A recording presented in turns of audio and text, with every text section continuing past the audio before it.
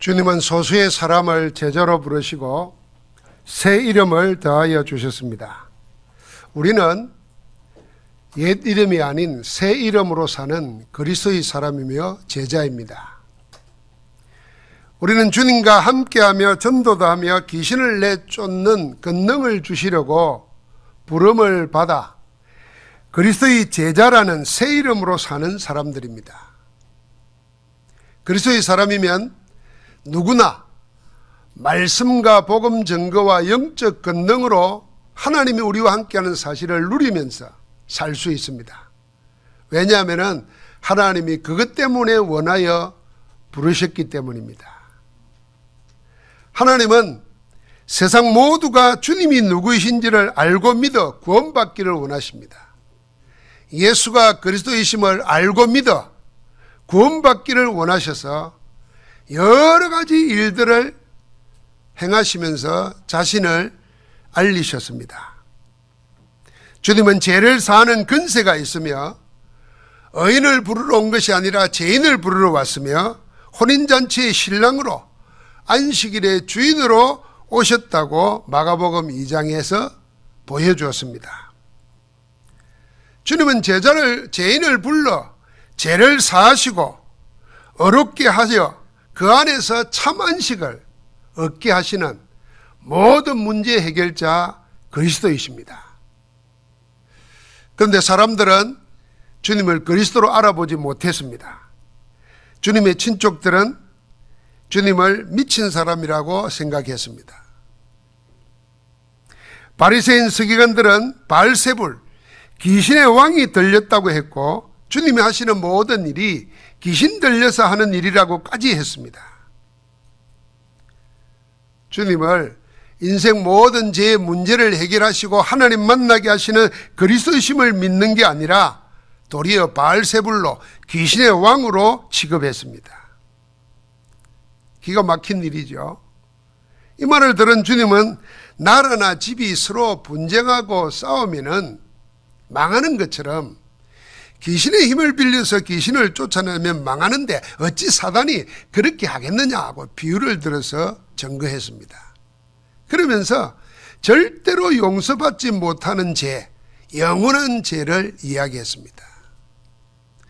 내가 진실로 너희에게 이르노니 사람의 모든 죄와 모든 모욕하는 일은 사하심을 얻되 누구든지 성령을 모독하는 자는 영원히 사하심을 얻지 못하고 영원한 죄가 되느니라.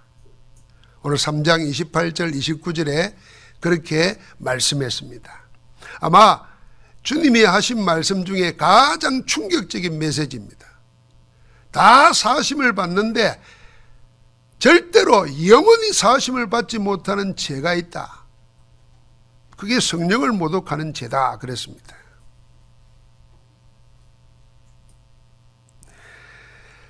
오늘 이 말씀 속에서 우리가 한 세 가지를 찾을 수 있습니다. 첫째는 주님이 말씀하신 것처럼 사람의 모든 죄와 모든 모욕하는 일은 사하심을 얻습니다.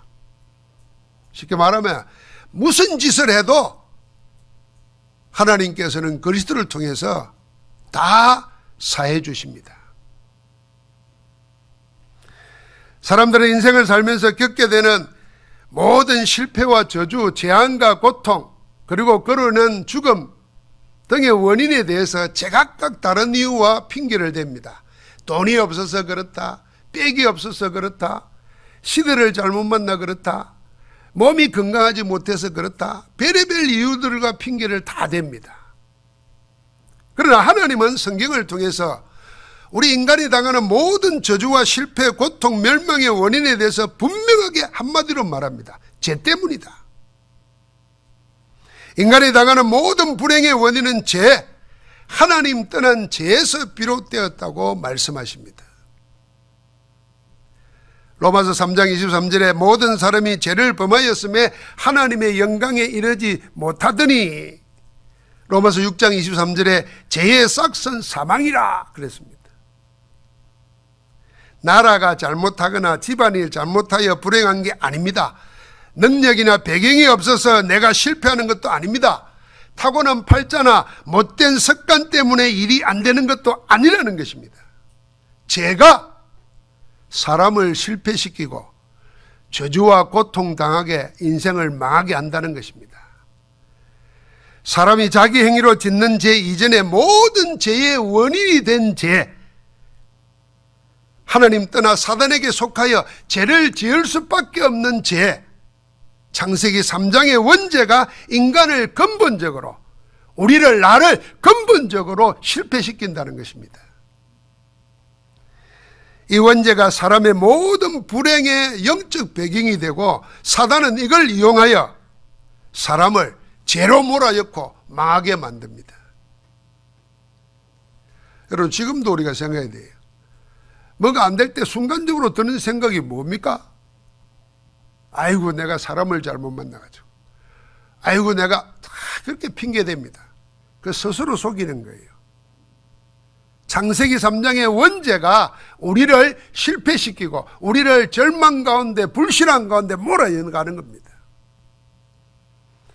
그래서 요한일서 3장 8절에 죄를 짓는 자는 마귀에게 속하나니 마귀는 처음부터 범죄함이라 그랬어요. 그래서 하나님의 아들이 나타나신 것은 이 마귀의 일을 멸하러 오셨다고 그랬습니다. 처음부터 범죄한 사탄 마귀가 사람을 죄에 빠지게 만들고 인생을 실패와 고통, 저주와 재앙, 멸망으로 끌고 가는 것입니다. 사람은 이 고통에서 벗어나려고 발부등을 칩니다. 온갖 수고와 노력으로 고통과 불행에서 벗어나는 깨달음이나 방법을 터득하기도 합니다. 철학이나 종교, 과학이나 교육 등으로 이 문제를 해결해 보려고 합니다. 사실은 인류의 모든 문화유산은 전부 다 이 고통의 문제를 해결해 보려고 하는, 피해 보려고 하고 잊어 보려고 하고 이겨 보려고 했던 노력의 산물입니다. 그러나 그 어떤 것도 우리 인간을 고통의 원인으로부터 해결하지는 못했습니다. 해결하지 못한 증거로 지금도 여전한 고통과 불행을 수천 년 동안 계속 당하고 있고 더 당하고 있습니다. 여러분, 코로나를 통해서 봤지 않습니까? 오늘 유럽에 있는 선교사들 보십시오. 그렇게 고상하고 그렇게 훌륭한 교양과 국가 시스템 속에서 살아가면서 자칭 선진국이라고 했는데 후진국보다 더 못한 일을 하는 겁니다. 인간의 문제를 인간이 해결할 수 없다는 것입니다. 사람은 자기 스스로의 방법으로 모든 문제의 원인이 되는 죄를 해결하지 못합니다. 그 해결하려고 하면 할수록 더 깊이 죄와 저주 가운데 빠지고 맙니다. 죄인인 인간은 자기 죄를 스스로 해결할 능력이 없습니다. 그래서 하나님 떠나서 사단에게 잡히는 때 전적으로 타락했다는 말은 내가 나의 구원을 위해서 할 수 있는 모든 것을 빼앗겼다는 것입니다. 심지어는 하나님을 알만한 지식까지도 타락해버렸어요. 그래서 송아지 만들어 놓고 돌멩이 보고 달 보고 신이라고 절을 하는 겁니다. 그게 타락입니다. 사람이 만들어낸 모든 것이 사람을 멸망으로 이끌어가는데 거기다 가치 부여를 하고 생을 들입니다. 그게 타락입니다. 사단의 종이 된 인간이 악한 권능을 가진 사단을 이길 수가 없습니다. 사단을 이기지 못하는 인간은 사단에게 속하여 사단을 섬기며 사단이 쓰는 죄의 권능에 사로잡혀 일평생 종노릇합니다. 그게 인간 실존입니다. 하나님만이 인생의 문제를, 죄를 해결할 수 있습니다. 사람을 불행하게 만드는 죄와 저주, 사단과 지옥의 세력을 끊고 구원하실 수 있는 이는 하나님뿐이십니다. 인간의 모든 죄와 문제를 해결하시기 위한 하나님의 방법이 메시아 언약 그리스도이십니다. 메시아 언약 그리스도, 그게 창세기 3장 15절에 뱀의 머리를 깨뜨릴 여자의 후손이고 출애굽기 3장 18절에 모든 재앙을 이길 수 있는 피언약의 제사이고 이사야 7장 14절에 처녀가 잉태하여 아들을 낳으리니 그 이름을 임마누엘이라 하신 하나님이 우리와 함께하는 임마누엘이 메시아 언약입니다. 마태복음 16장 16절에 그 언약대로 그리스도가 오셔서 모든 언약을 성취하셨습니다. 주는 그리스도시요 살아계신 하나님의 아들이십니다. 여러분과 내가 자기 문제 있을 때 여러분과 내 머리로 내 문제를 자꾸 규정하고 풀어보려고 생각하면 할수록 영적으로 사단은 그 문제에 막 빠져들게 만듭니다. 못 벗어나게 만들어요. 그때 불러야 됩니다. 주님이 누구시냐? 너희는 나를 누구로 아느냐? 주님이 그렇게 물었어요. 주님이 너희는 나를 누구냐 할 때 그 앞에 사람들은 뭐라고 했어요? 아직도 자기 문제를 정의를 가지고 해결하려고 하고 신비주의를 가지고 해결하려고 하고 율법주의를 가지고 해결하고 무슨 능력을 빌어서 해결하려고 앉아있단 말이에요. 그때 성령께서 주는 그리스도시요 살아계신 하나님의 아들이십니다. 그리스도가 모든 문제를 해결하셨다는 거예요. 주님을 그리스도로 인정하고 고백하고 찬양할 때 여러분과 내 문제를 이미 해결하신 그리스도의 응답이 나타날 줄 믿습니다. 주님은 단번에 영원히 모든 죄를, 인간이 온 인류가 해결 못한 죄를 해결해 버렸습니다. 히브리서 9장 12절에 보니까 염소와 송아지의 피로 하지 아니하고 오직 자기의 피로 영원한 속죄를 이루사 단번에 성소에 들어가게 하셨느니라. 단번에 들어가게 했어요. 히브리서 9장 26절부터 28절까지 보니까 이제 자기를 단번에 제물로 드려 죄를 없이 하시고 세상 끝에 나타났다 그랬습니다. 사람이 한 번 죽는 것은 정하는지요 죽은 다음에는 심판이 있다 그랬어요. 이와 같이 그리스도도 많은 사람의 죄를 담당하시려고 단번에 들이신 바 되셨고 구원에 이르게 하기 위하여 죄와 상관없이 자기를 바라는 자들에게 두 번째 나타나신다고 했습니다. 하나님께서는 예수 그리스도를 보내시어 십자가에 단번에 영원한 제물로 들여서 사람을 멸망시키는 죄와 고통의 문제를 완전히 해결해 버렸습니다. 인생에게 모든 고통과 저주, 재앙, 실패, 멸망, 사단과 죽음에서 해방받을 수 있는 길이 열린 겁니다. 그걸 보고 우리는 하나님이 우리에게 주신 기쁜 소식, 복된 소식, 복음이라고 하는 것입니다. 로마서 8장 1절 2절에 그랬습니다. 누구든지 그리스도 예수 안에 있는 자에게는 결코 정죄함이 없나니 그리스도 예수 안에 있는 생명의 성령의 법이 죄와 사망의 법에서 너를 해방하였느니라. 코로나 때 뭐 두려움 생기고 뭐 염려 생기고 뭐 막 있잖아요. 그럴 때 라디오 보고 라디오 듣고 텔레비 보고 세상이 막 가르치는 대로 하면은 못 벗어나요. 참고를 해야 돼요. 마스크 쓰라 그러면 쓰고 뭐 좀 떨어져라 그러면 떨어져 있고 하면서 내가 붙잡아야 될 거는 하나님의 말씀이에요. 그리스도 예수 안에 있는 자에게는 결코 정죄함이 없어요. 생명의 성령의 법이 죄와 사망의 법에서 세상 법에서 나를 구원했어요. 그분이 지금 나와 함께 하신다는 거예요. 그래서 하나님은 그리스도 예수 안에서 아무 죄도 묻지 않기로 하셨습니다. 그리스도는 사람이 지은 모든 죄를 다 해결해 버렸습니다. 주님이 해결하지 못하고 네가 좀 해결해라 하고 남겨놓은 죄가 없습니다. 사람이 지은 그 어떤 죄도 그리스도가 해결 못할 죄가 없습니다. 그래서 누구든지 그리스도 예수 안에 있으면 새로운 피조물이라 그런 겁니다. 그런데 주님이 오늘 영원히 삶 얻지 못하는 영원한 죄가 있다고 했습니다.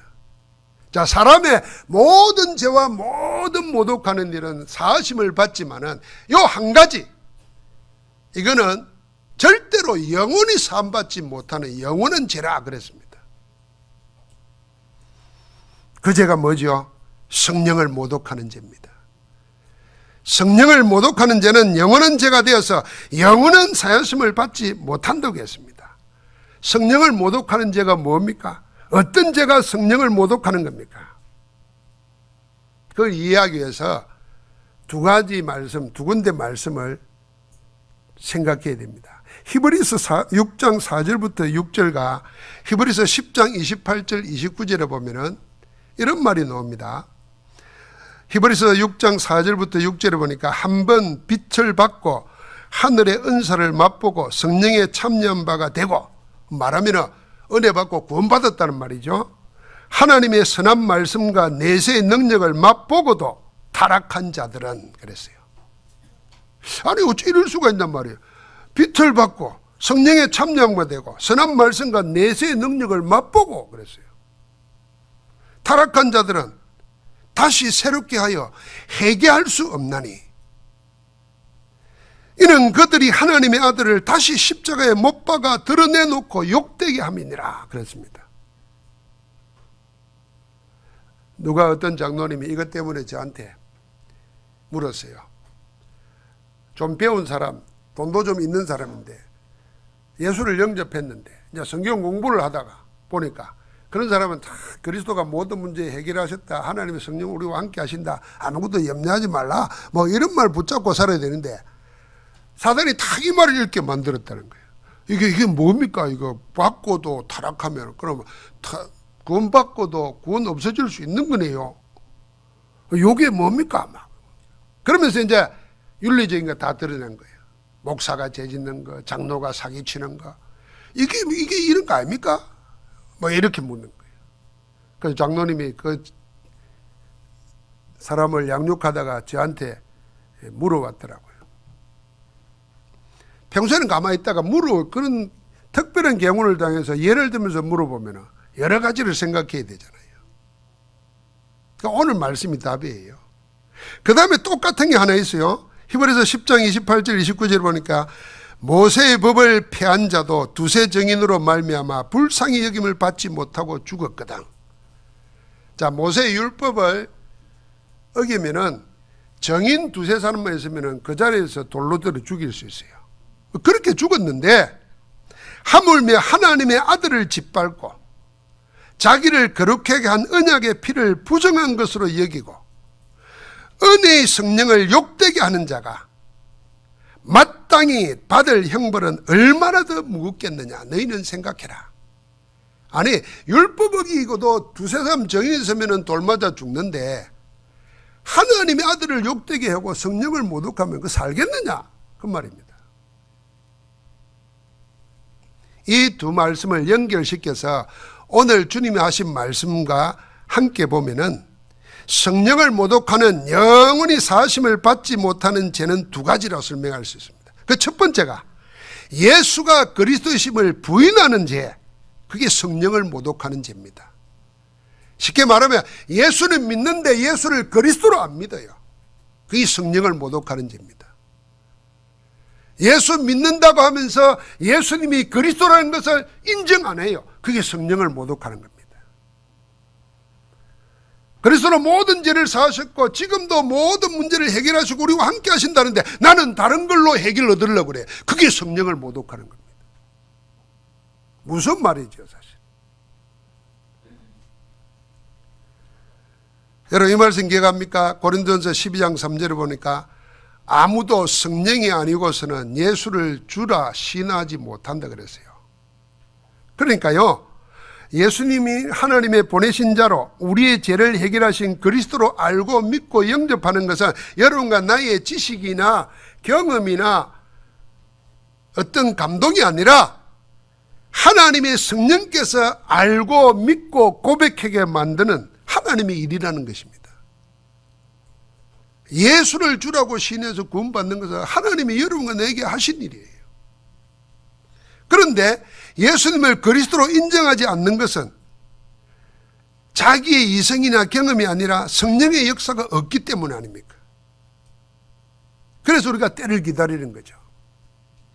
하나님의 성령께서 말씀으로 예수가 그리스도심을 증거했습니다.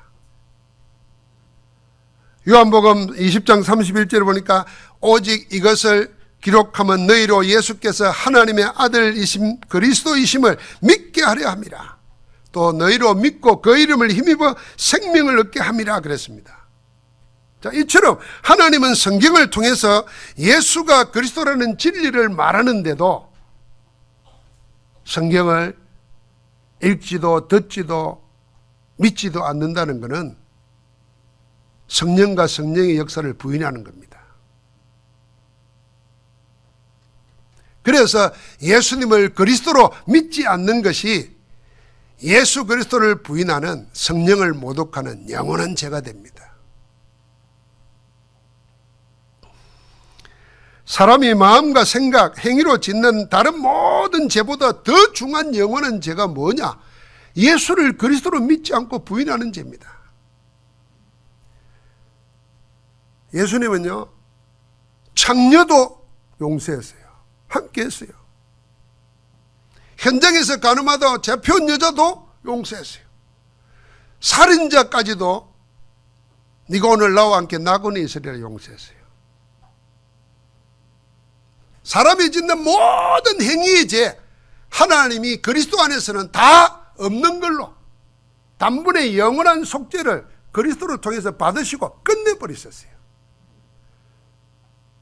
우리는 그걸 매여 있습니다. 그거보다도 진짜 매여야 될 죄가 뭐냐? 예수가 그리스도라고 하는 것을 부인하고 사는 것. 이게 문제입니다. 이게 영원한 죄예요. 그래서 그게 길게 따지면 결국 내 불신앙의 원인, 내 불평의 문제, 내 모든 체질의 문제가 더 어디냐? 그리스도를 인정하지 않는 속에 있단 말이에요. 그게 무서운 거죠. 사단이 그걸 이용하고 파고듭니다.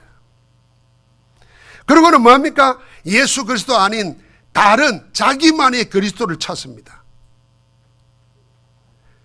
종교 교주를 그리스도로 믿고 따르고, 신천지 같은 경우 말이에요. 영원히 산받지 못합니다. 완전히 회개하고 그리스도를 바꾸어야 됩니다. 마음의 추억 속에 무슨 이만희니 문선명이니 박태선이 남아가지고 나의 주여 이러고 있으면요, 성령 못 오가는 죄예요. 그리스도는 한 분 예수밖에 없어요.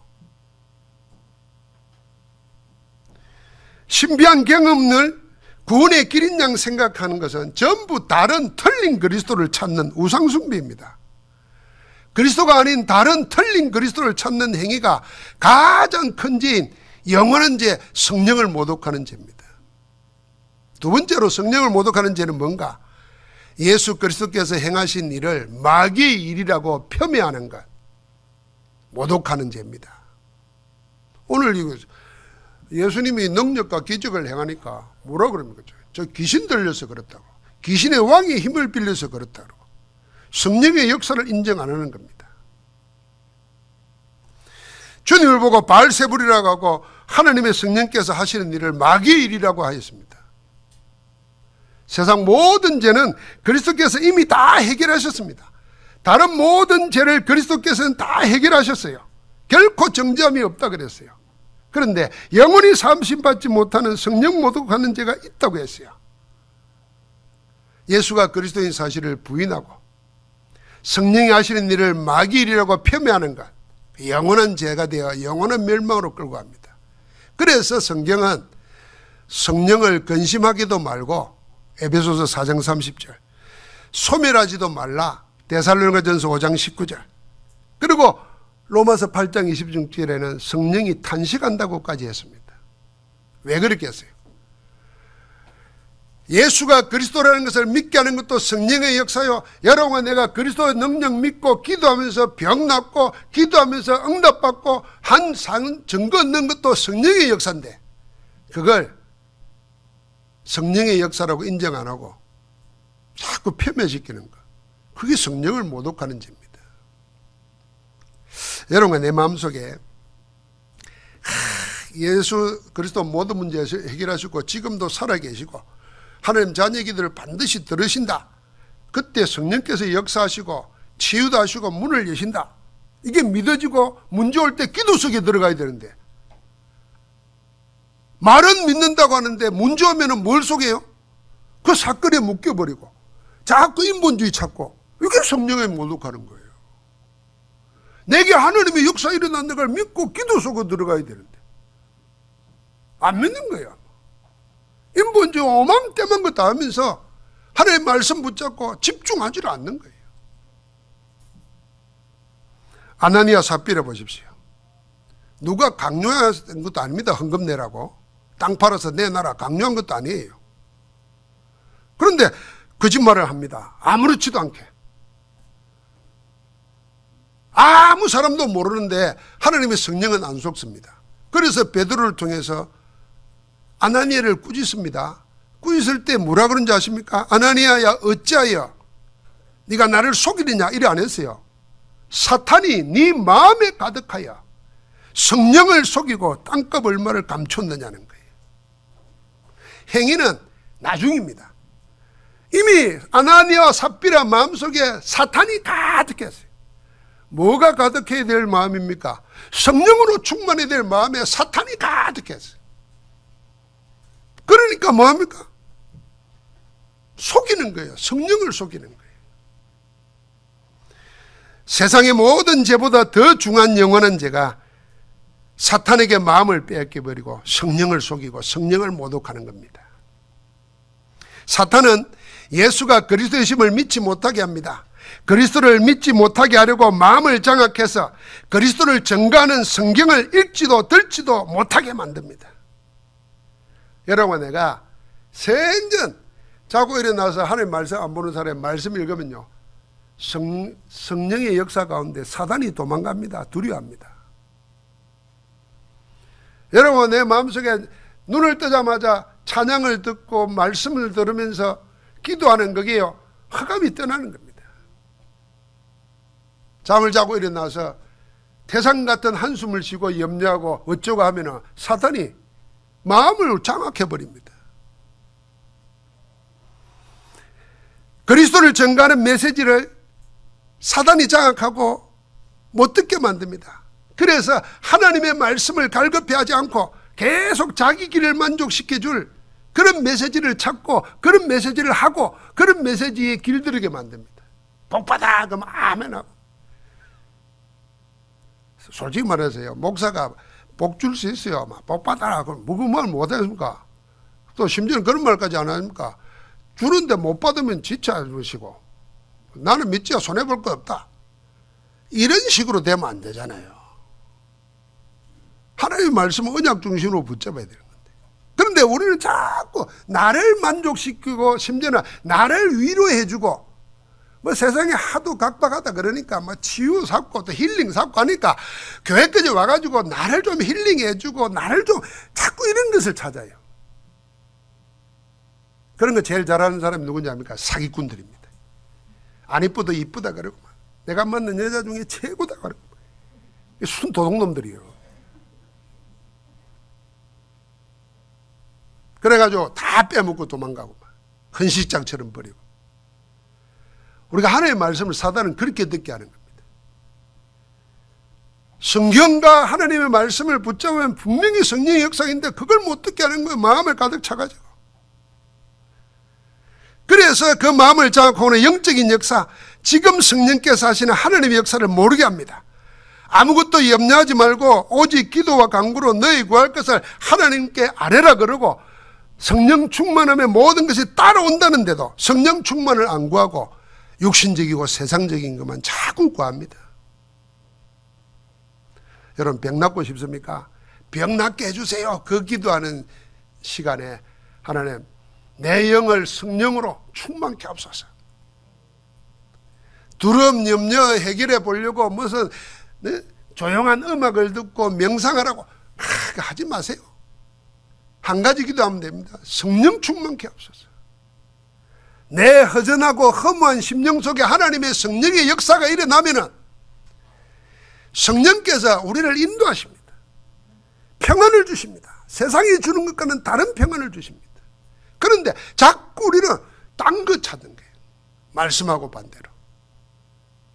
그래서 주님의 마지막 약속이 뭡니까? 사도행전 1장 8절 아닙니까? 오직 성령이 너에게 마시며, 다시 말합니다.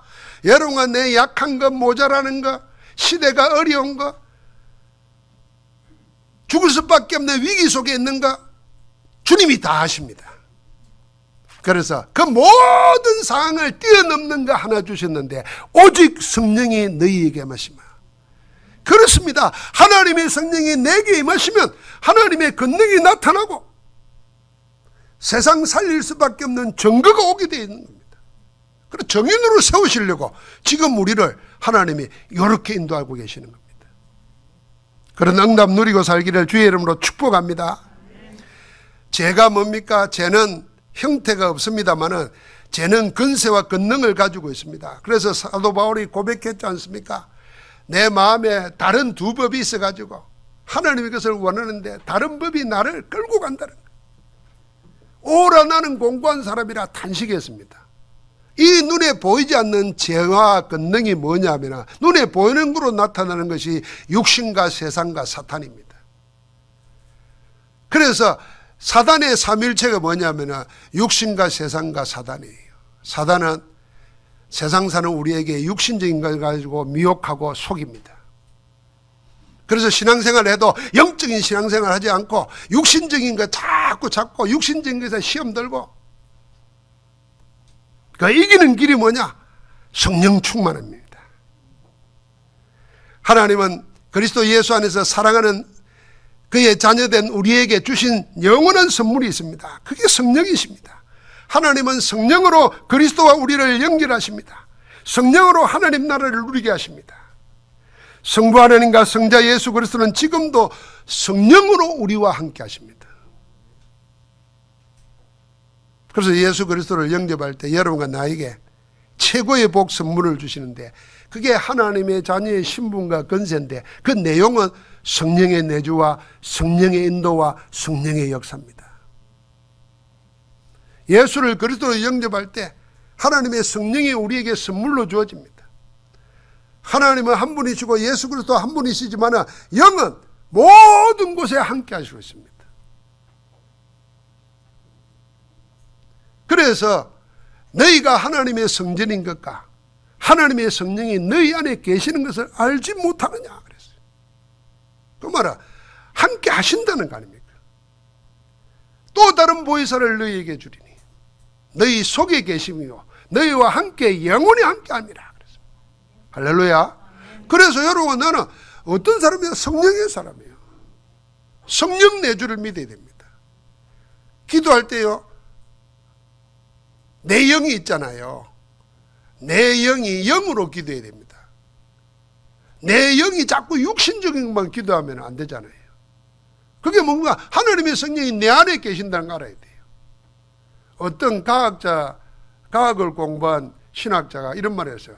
하나님의 성령이 우리 안에 오시면 그 성령이 우리 마음의 자리를 잡고 우리 영에 함께 한다는 거예요.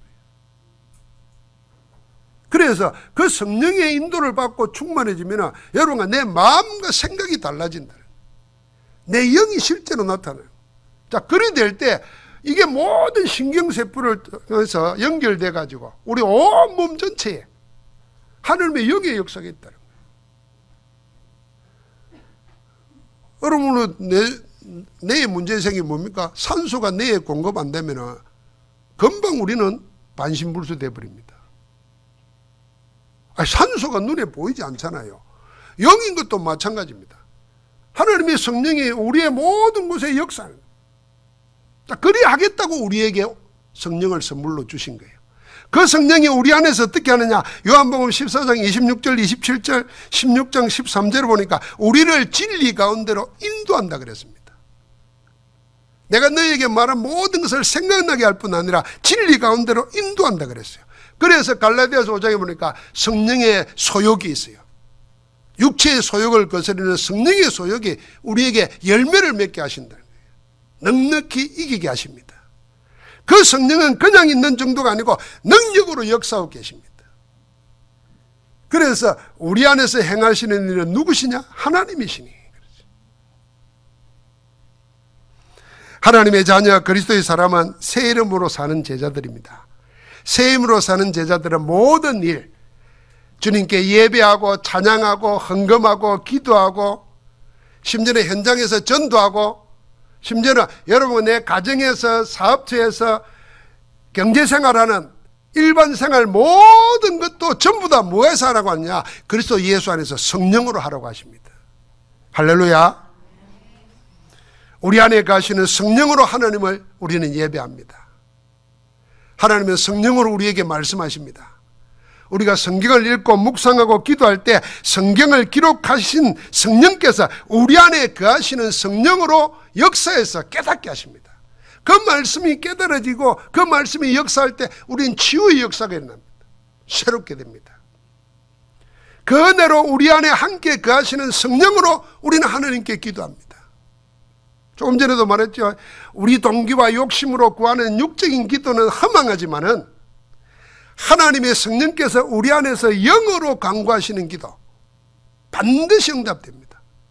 그래서 우리가 뭘 구할 걸 알지 못할 때도 우리 안에 계신 성령께서 탄식함으로 우리를 위하여 대신 간구하신다 그랬잖아요.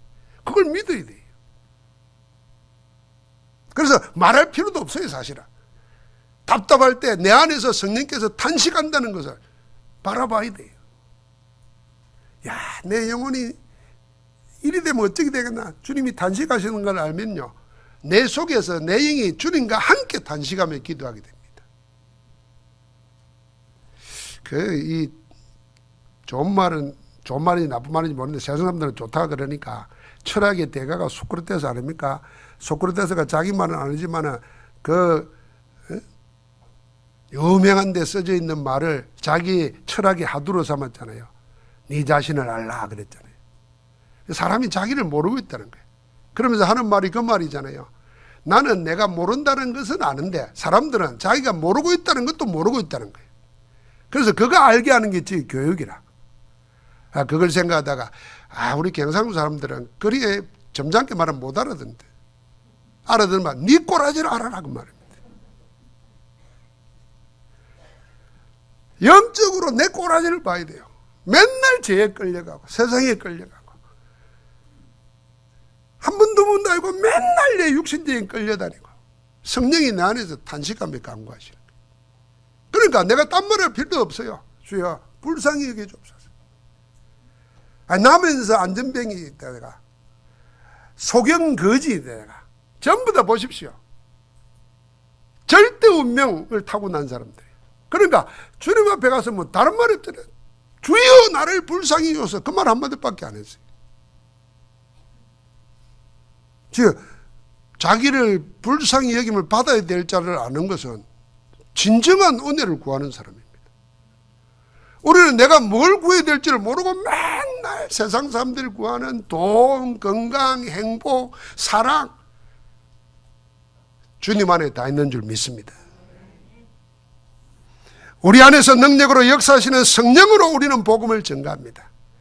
새 이름으로 사는 그리스도의 제자는 가정, 직장, 현장에서 모든 일과 삶을 내 육신으로 살지 않고 그리스도 안에서 성령으로 산다. 그래서 우리는 연약하고 미약하지만 성령은 능치 못하심이 없고 한이 없으십니다. 그 성령이 내 안에서 나를 소홀해 두고 행하고 계십니다. 우리는 절대로 이 세상 주관자 되는 악한 사단을 이길 수가 없습니다. 우는 사자처럼 덤벼드는 사단을 감당할 수가 없어요. 그러나 내 안에 계신 성령께서는 사단을 단번에 영원히 깨뜨리신 줄 믿습니다. 어둠은 절대로 안 물러납니다. 빛 앞에서만 달아납니다. 말씀 맺으러 갑니다. 오늘 마가복음 3장 31절 35절에 보니까 또 예수님의 매정한 말씀이 나오죠. 막 예수님의 어머니, 동생들, 누이들 그랬어요. 여기 성경에 보니까 예수님 어머니 마리아 밑에 동생들도 있고 누이도 있어요. 그러니까 동정녀가 아니에요. 예수님 낳을 때는 성령으로 동정이지만 예수님 낳고 난 다음에는 많이 낳았어요. 찾아온 거예요. 자, 친족들이 미쳤다 그러지. 그 시대에 영향이 있는 종교인들이 귀신 들렸다 그러지. 그거 어떻게 하겠어요? 그래도 가족이라고 데려가려고 올 모양이야 아마.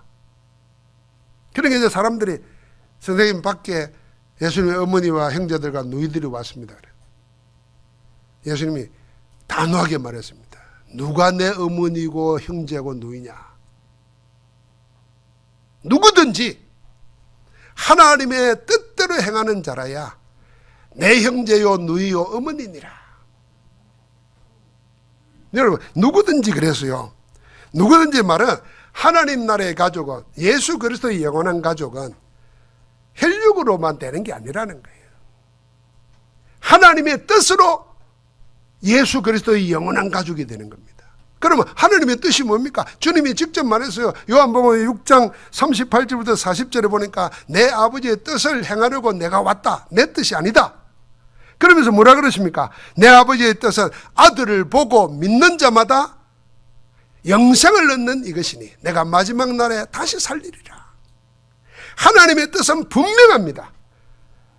하나님의 보내신 자 예수를 그리스도로 믿고 영생 얻는 것, 그게 하나님의 뜻 행하는 것입니다. 아, 예수가 그리스도로구나 아는 것이잖아요. 그럼 하나님 뜻이 그렇다고 그러면 하나님 뜻을 행해야 될 거 아니에요? 그러면 뭘 행하는 겁니까? 그걸 믿는 게 행하는 것입니다. 그래서 예수님 말했어요. 이런 일 저런 일 많은 일이 아니라 하나님을 위한 일, 주님을 위한 일 하나뿐이니라. 믿는 것이니라 그랬습니다. 여러분, 믿음이 행입니다. 우리는 자꾸 착각합니다. 믿는 거는 마음으로 믿고 머리로 믿는 거라 생각합니다. 믿음은 액션입니다. 행하는 겁니다. 하나님 뜻을 행하는 건 뭡니까? 내가 믿는 겁니다. 그 믿음이 나를 움직이게 해야 됩니다. 예수 그리스도의 영원한 가족이 되어 사는 것만이 영원한 죄를 이기는 길입니다.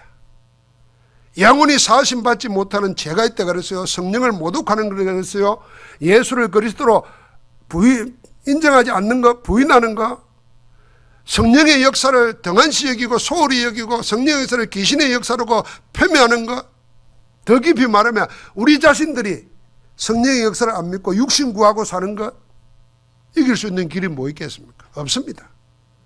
예수 그리스도를 믿는 것입니다. 그리스도는 모든 문제 해결하셨고 지금도 우리 안에 함께 하시면서 역사하고 계십니다. 24 집중하는 가운데 승리하는 그리스도의 영원한 가족으로 살기를 주님의 이름으로 축복합니다. 하나님 감사합니다. 우리를 그리스도 예수 안에서 하나님 나라의 영원한 가족으로 삼아주심을 감사합니다. 세상의 모든 죄를 다 해결하고 용서하시고 오직 한 가지 예수 그리스도를 부인하며 오직 한 가지 예수 그리스도께서 행하신 일을 폄훼하면 영원한 죄가 되어서 영원한 멸망으로 간다는 것을 알게 하시니 감사합니다. 이제 그리스도만을 인정하고 그리스도의 역사만을 고대하면서 하나님의 가족으로 사는 축복으로 충만케 하옵소서. 예수 그리스도 이름으로 기도하옵나이다. 아멘.